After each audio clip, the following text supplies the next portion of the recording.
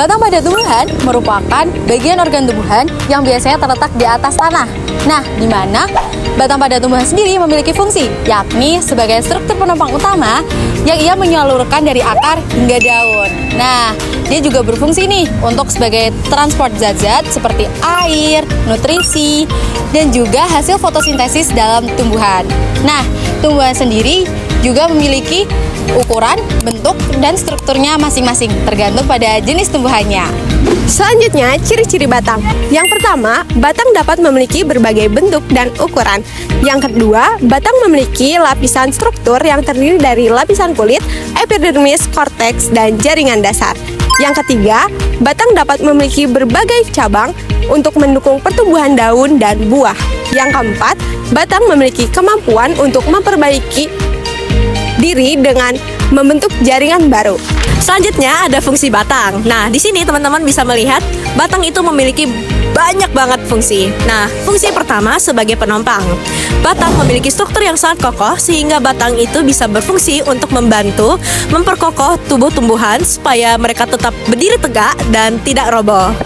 Selanjutnya ada fungsi pengangkut. Jadi di batang ini memiliki dua pembuluh utama, yaitu xilem yang berfungsi untuk mengangkut unsur hara dan mineral dari akar ke seluruh tubuh tumbuhan. Selanjutnya ada floem. Floem berfungsi untuk mengangkut hasil fotosintesis dari daun ke seluruh tubuh tumbuhan. Nah, fungsi ketiga yaitu pertumbuhan. Jadi batang itu juga berperan dalam pertumbuhan. Pertumbuhan primer diawali di ujung kucup tumbuhan. Nah, dengan pertumbuhan primer ini, dia itu bisa membantu tumbuh-tumbuhan itu tumbuh ke atas. Selanjutnya ada pertumbuhan sekunder. Pertumbuhan sekunder itu tumbuh-tumbuhan dibantu oleh kambium. Kambium ini akan membentuk kayu dan memperkuat dan menambah diameter pada batang. Seperti yang kalian tahu, daun merupakan tempat utama terjadinya proses fotosintesis. Namun, batang juga melakukan proses fotosintesis meskipun dalam jumlah yang lebih kecil. Hal ini terjadi karena batang memiliki sel-sel epidermis dan korteks yang mengandung klorofil. Selain itu, batang juga berfungsi sebagai tempat cadangan makanan pada beberapa jenis tumbuhan seperti umbi-umbian dan rizoma.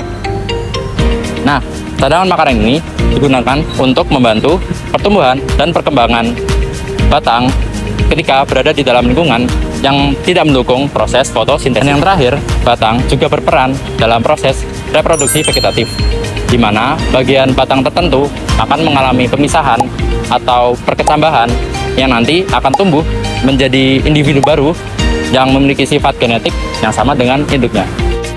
Struktur batang pada tumbuhan terdiri dari 4 lapisan utama yang tersusun dari luar hingga ke dalam.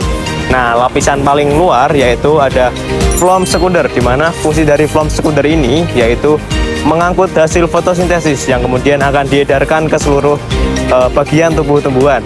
Nah, kita masuk ke bagian yang dalam atau bagian selanjutnya yaitu ada xilem sekunder, di mana fungsi dari xilem sekunder ini adalah mengangkut air dan juga mineral dari akar ke atas. Selain itu juga berfungsi untuk memperkokoh batang tumbuhan.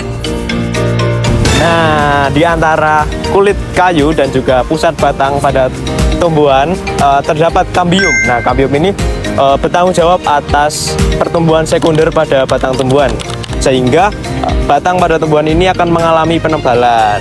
Nah, selanjutnya pada bagian struktur yang terakhir yaitu ada sumsum. Nah, di mana sumsum ini berfungsi sebagai tempat cadangan makanan dan juga membantu proses pengangkutan air. Walau ke ujung dunia.